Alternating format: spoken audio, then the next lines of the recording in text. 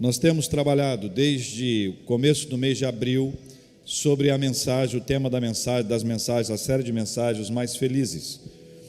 E temos discutido esses assuntos à luz da palavra de Deus, daquilo que Deus tem trazido para a nossa vida, a palavra que Deus tem ministrado ao coração de todos nós.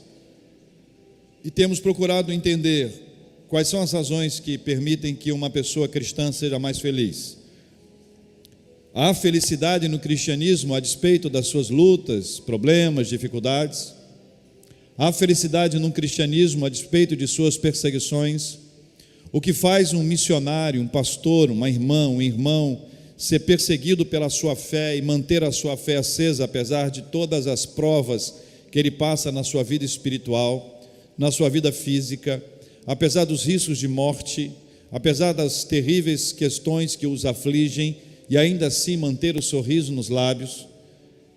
Talvez você já tenha conhecido alguém que no momento de muita aflição, a pessoa se manteve de pé, se manteve forte, se manteve firme, e você percebeu que ali estava uma fé inabalável e uma alegria sem precedentes. O que faz, pela graça de Deus, o que gera isso? Como Deus faz uma pessoa ficar alegre no momento de tristeza? O que faz uma pessoa ficar de pé, apesar de todos os problemas que ela enfrenta? O que faz um crente ser feliz? E o que faz o crente ser mais feliz, como diz a palavra do Senhor? Os mais felizes. Capítulo 2 de Efésios, versículo 1 em diante. Ele vos deu vida, estando vós mortos nos vossos delitos e pecados, nos quais andastes outrora, segundo o curso deste mundo, segundo o príncipe da potestade do ar, do espírito que agora atua nos filhos da desobediência, entre os quais também todos nós andamos outrora, segundo as inclinações da nossa carne, fazendo a vontade da carne e dos pensamentos, e éramos por natureza filhos da ira, como também os demais. Mas Deus, leia comigo, mas Deus, sendo rico em misericórdia, por causa do grande amor com que nos amou, estando nós mortos em nossos delitos, nos deu vida juntamente com Cristo. Pela graça sois salvos, e juntamente com Ele nos ressuscitou e nos fez assentar nos lugares celestiais em Cristo Jesus, para mostrar nos séculos vindouros a suprema riqueza da sua graça em bondade para conosco em Cristo Jesus. Por quê? Pela graça sois salvos, mediante a fé. Isso não vem de vós, é dom de Deus, não de obras, para que ninguém se glorie, pois somos feitura dele, criados em Cristo Jesus para boas obras, as quais Deus de antemão preparou para que andássemos nelas. Os mais felizes, meus irmãos, são aqueles que, embora vivam num mundo cheio de ódio, descobrem que são amados por Deus. Os mais felizes são aqueles que, embora vivam num mundo cheio de ódio, descobrem que são amados por Deus. A Bíblia anunciou para nós que o amor de muitos esfriaria. E nós temos visto esse amor se esfriando. Nós temos visto uma violência num nível tal que ainda é capaz de surpreender. Nós temos visto uma frieza emocional na descartabilidade do ser humano sem precedentes. Nós temos visto uma reação em cadeia, uma multiplicação de pais que abandonam seus filhos. E de filhos que, quando os pais precisam, são abandonados.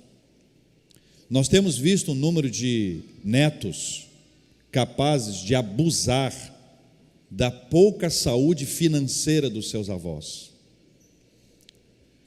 Nós temos visto a violência galgar espaço numa intensidade tão grande, tão absurda. Nós temos visto o amor ao dinheiro, que é a raiz de todos os males. passar por cima das pessoas como se elas não fossem importantes, negócios serem construídos com base na corrupção, hospitais lotados, com gente na expectativa de tomar uma injeção ou ter um cuidado. E embora os profissionais de saúde façam seu melhor esforço, falta a eles material básico para que isso seja feito. Material que não tem porque não tem dinheiro. Não tem dinheiro porque alguém roubou o nosso dinheiro, porque alguém corrompeu o processo, porque milhões foram distribuídos para outros bolsos e o dinheiro não chegou lá naquela ponta. Meus irmãos, o ódio produz ódio, e a maioria das pessoas, quando é alvo do ódio, começa também a odiar e querer dar uma resposta, um troco, uma reação. E esse processo de vingança em cadeia ganha o espaço, porque chega uma hora que existem pessoas que cansam e dizem: não adianta mais. Mas o assunto é felicidade. Os mais felizes são aqueles que, embora vivam num mundo cheio de ódio, somos nós, cheio de ódio, descobrem que são bem amados pelo Senhor. O versículo 4 nos traz essa realidade. Mas Deus, sendo rico em misericórdia, por causa do grande amor com que nos amou. A descrição desse grande amor, ela é muito sucinta, ela é muito simples, ela é muito objetiva, mas ela reflete esse contraponto necessário para o nosso entendimento. Apesar desse mundo cheio de ódio, o Senhor nos amou de uma forma tão extraordinária, em que a sua misericórdia se manifestou. A manifestação da misericórdia do Senhor é resultado do amor de Deus por nós. Alguém pode nos odiar, mas Deus nos ama. Alguém pode não nos dar aquilo que nós necessitamos, ou achamos até que merecemos, mas Deus nos ama. E o amor de Deus por nós é incondicional. Deus nos amou antes que nós pudéssemos dar a Ele qualquer resposta, porque a Bíblia diz que Deus nos amou primeiro. Nosso amor a Deus é resposta do amor dele por nós. João, escrevendo uma de suas epístolas, traz essa realidade de maneira clara. Deus nos amou primeiro, o amor do Senhor foi primeiro, o primeiro passo foi dele, a iniciativa foi dele, o movimento foi dele. É assim que Deus faz. Deus nos amou e ponto. Ouça bem, eu não precisei fazer nada para ser amado pelo Senhor.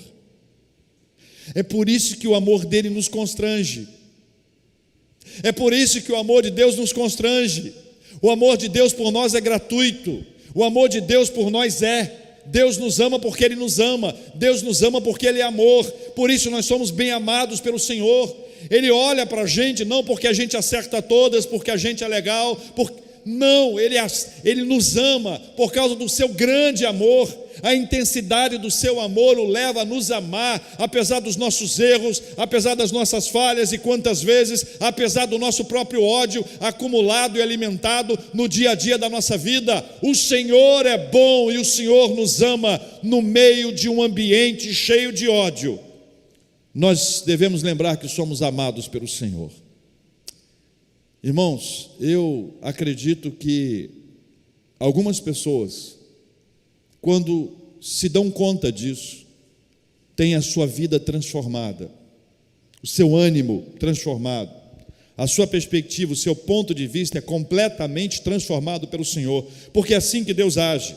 Deus age nos amando, mas Deus, sendo rico em misericórdia, por causa do grande amor com que nos amou, esse amor do Senhor se revela de todas as maneiras e de todas as formas. Esse amor de Deus se revela em Jesus Cristo, o Senhor da nossa vida. Esse amor de Deus se revela através da sua misericórdia, da sua graça, da sua dedicação a nós. Esse amor de Deus é um amor tão extraordinário que nós não podemos nos esquecer disso. Nós somos bem amados pelo Senhor.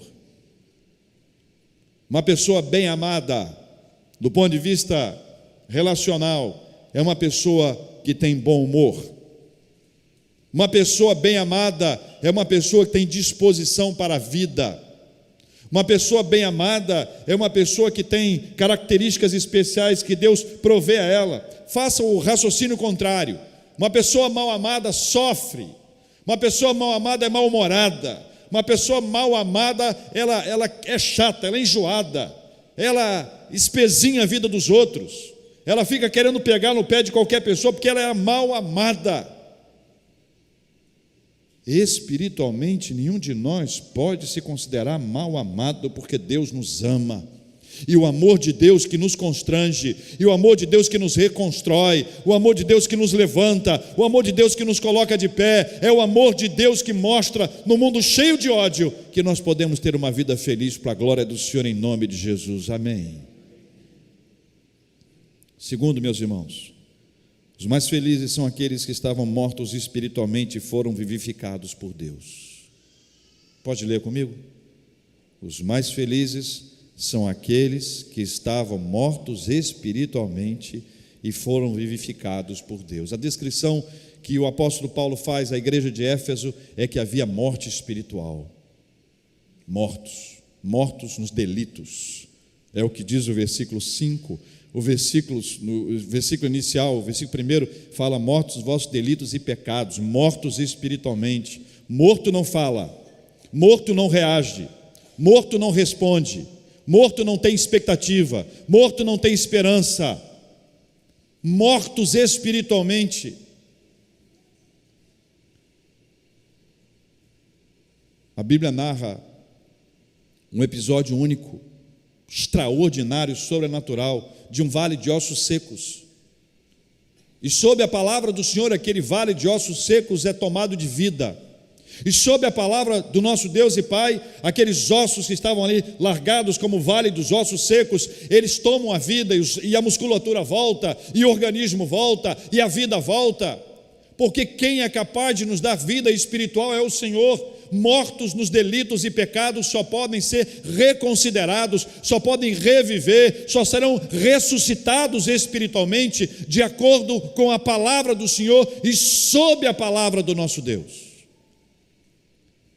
Aqueles que estavam mortos espiritualmente são vivificados por Deus. Só Deus pode vivificá-los. Escuta bem uma coisa: se você conhece alguém morto espiritualmente,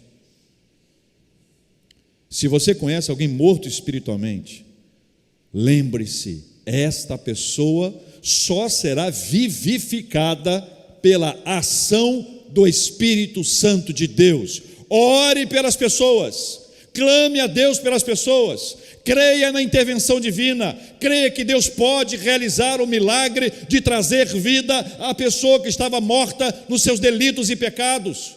Acredite no poder de Deus. Segunda coisa, olhe para a sua vida.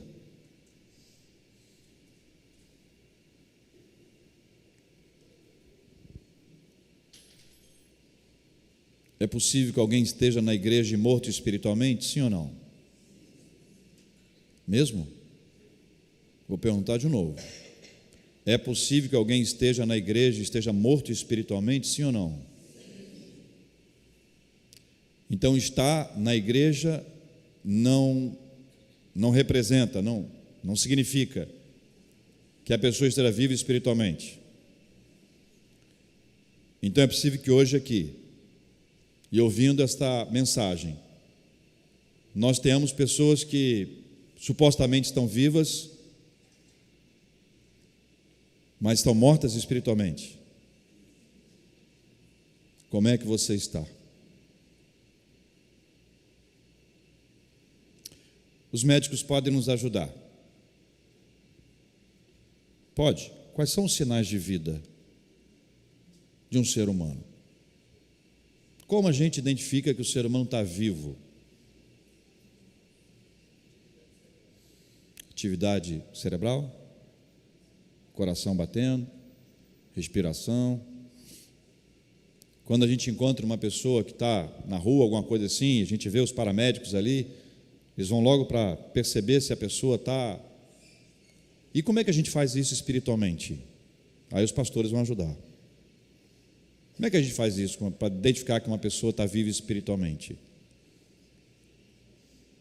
Uma pergunta. Hein? Como é que a gente identifica? O que vocês acham? Pode dar algum exemplo? Sim, vou dar exemplo. Se uma pessoa não lê mais a Bíblia, se ela se contenta com o versículo que sobe do WhatsApp, se ela não examina as Escrituras,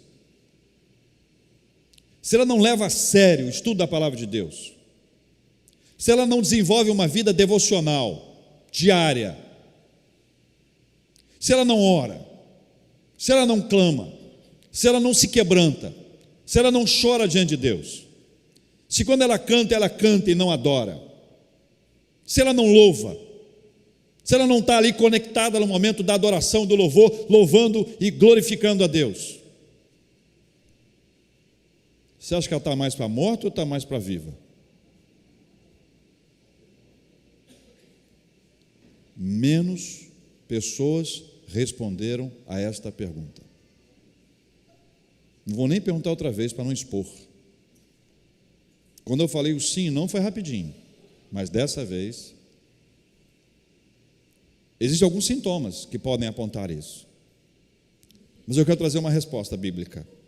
O Senhor pode nos vivificar, só Ele pode nos vivificar, só Ele pode encher a nossa vida de vida espiritual, só Ele pode incendiar o coração da gente, pegar aquela pessoa que não mais está lendo a palavra, que não está estudando a palavra, que não tem prazer em orar, que não adora o Senhor, mas só canta da boca para fora, e tornar essa pessoa cheia do Espírito Santo de Deus, para que ela viva uma realidade de vida espiritual, que ela não se contente mais com as migalhas que caem da mesa, mas que ela se assente à mesa, porque o Senhor nos chama para nos assentarmos à mesa com Ele. O que Deus quer fazer na nossa vida é uma revolução espiritual, é nos tirar da inércia, é nos tirar do momento em que a gente não está realizando absolutamente nada, nos colocar de pé e nos levar a uma vida numa nova dimensão espiritual.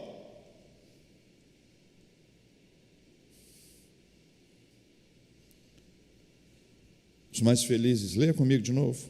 Os mais felizes são aqueles que estavam mortos espiritualmente e foram vivificados por Deus. Tem um hino, eu não lembro a letra toda, mas ele é bem pequenininho. Vivifica a sua igreja. Eu não vou. Vivifica, vivifica.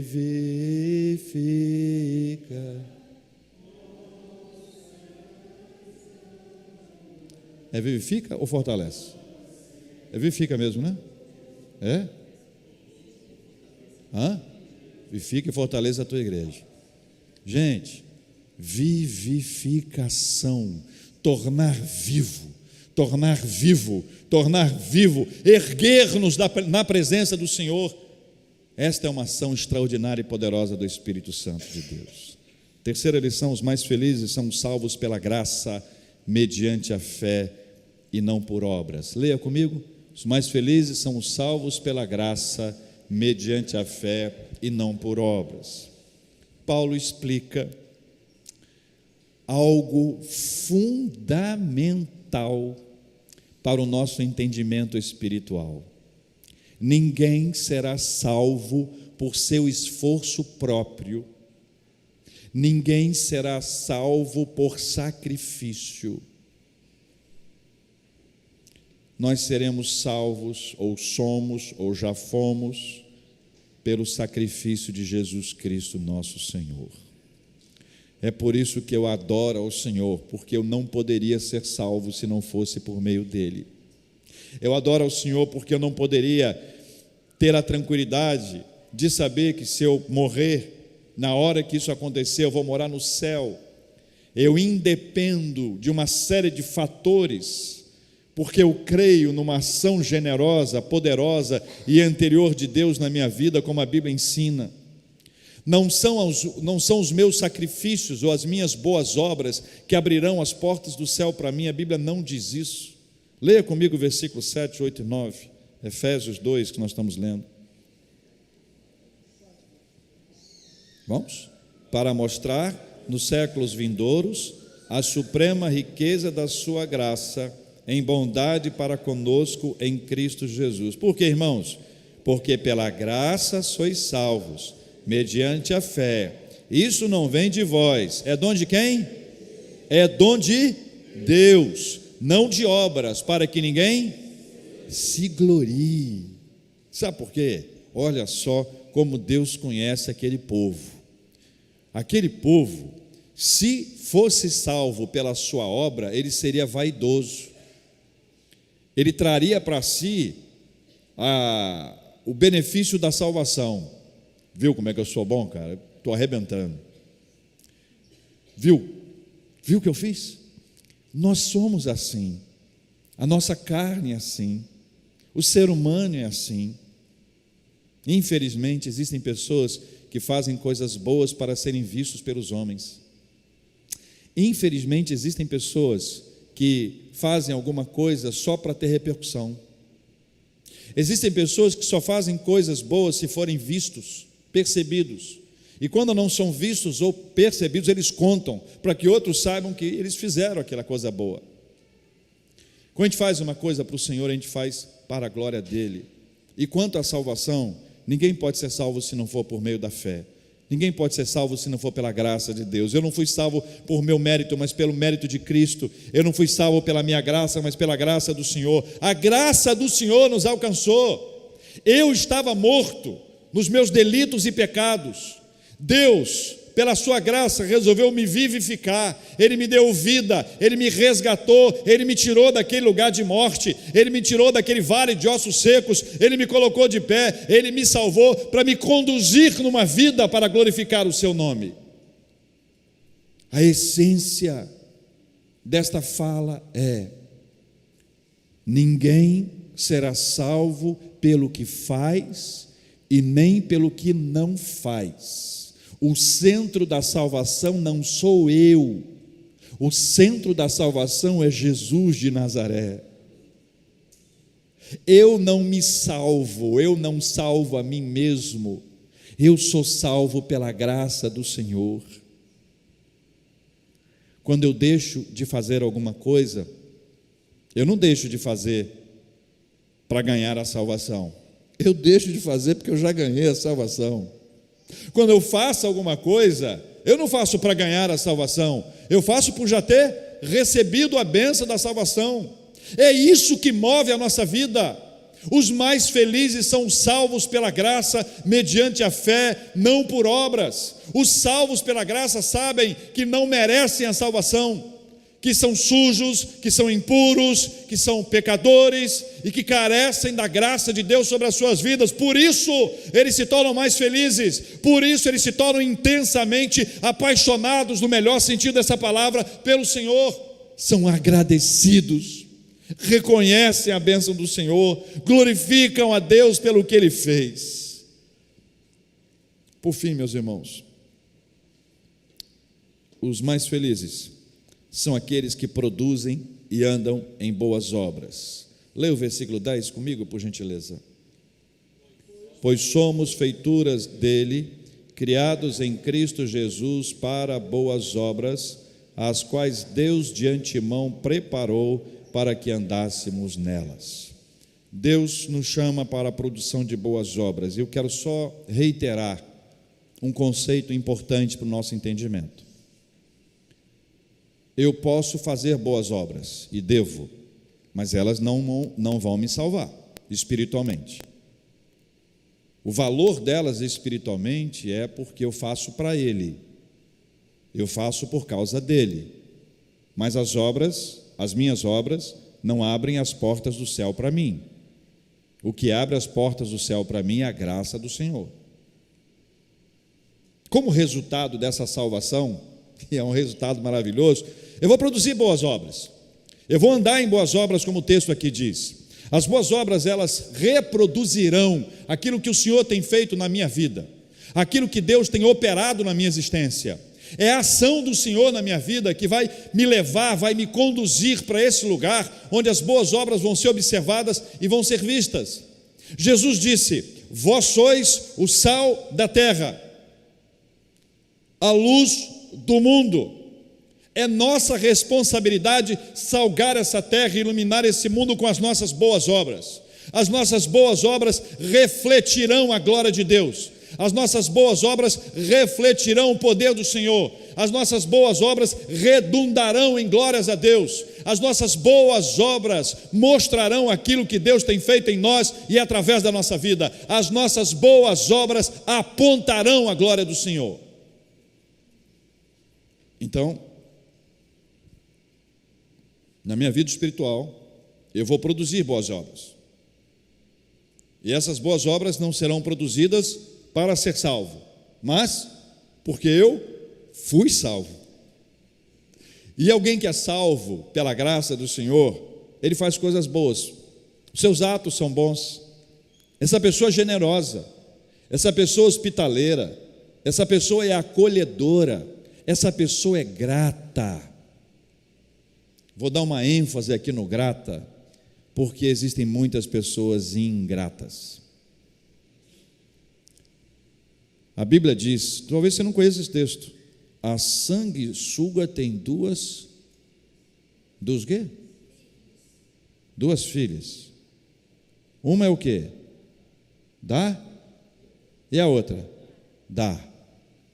A sanguessuga tem duas filhas. Eu lembrei, sabe o quê? Eu ia dizer que a sanguessuga tem duas cabeças, por isso que eu achei estranho. Quando eu estou reproduzindo na minha mente aqui, antes que eu fale, eu falei, uma cabeça? A sanguessuga tem duas filhas, uma diz dá, outra diz dá. Existem seres humaninhos sanguessuga. Conhece alguém? Olha a bobeira.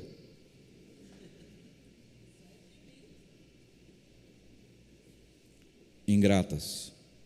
Recebem, quando não recebem, ficam de mal. Você as ajuda. Quando você não pode ajudar, você é mau, miserável. Voltando.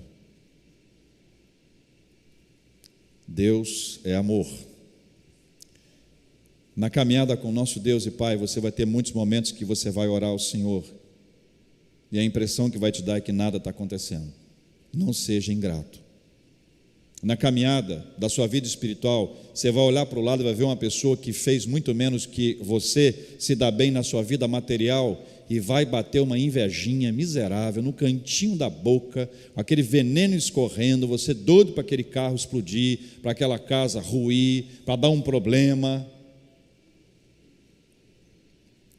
Os mais felizes são aqueles que produzem e andam em boas obras, como resultado da salvação em Jesus Cristo. Nós vamos refletir a glória de Deus, nós vamos manifestar as boas obras, e elas serão vistas. E sabe o que vai acontecer? Quando alguém vir as boas obras geradas por você, essa pessoa vai dar glória a Deus. É este que é o grande ponto, é o X. Olha para mim, o X da questão é o seguinte: se eu faço alguma coisa e eu sou glorificado, Deus não está sendo glorificado. Mas se eu fiz alguma coisa e aquilo que eu fiz resultar em glória a Deus, louvado seja o nome do Senhor, eu também serei abençoado. Os mais felizes, meus irmãos, eu vou repetir os nossos pontos. Os mais felizes são aqueles que, embora vivam num mundo cheio de ódio, descobrem que são bem amados por Deus. Os mais felizes são aqueles que estavam mortos espiritualmente e foram vivificados por Deus. Os mais felizes são salvos pela graça, mediante a fé, não por obras. Os mais felizes são aqueles que produzem e andam em boas obras. Durante todo o mês de abril, nós falamos sobre a felicidade. Nós vamos disponibilizar todos esses pontos e todos os argumentos para que vocês tenham esse material com uma coleção que será disponibilizada para todos nós da igreja. Mas eu queria fazer a você um desafio, uma análise sincera, verdadeira. Como você está em relação a esses assuntos aqui? Como está o seu coração? Como está a sua mente? Veja, irmãos, eu não vou fazer análise de ninguém, não estou pedindo a Deus que me revele nada sobre a vida de ninguém. Eu estou pedindo a Deus que tenha misericórdia de nós, porque deve ser muito triste ter que ir à igreja sem amar a Jesus. Olha, deve ser muito triste se fantasiar de crente sem amar a Jesus. Deve ser muito triste ser perseguido sem amar a Jesus. Deve ser muito triste deitar e dormir sem se sentir amado por Jesus. Deve ser muito triste pensar na sua própria morte sem se sentir amado por Jesus. E a minha oração hoje é que você se sinta amado por Jesus e que você se sinta entre os mais felizes,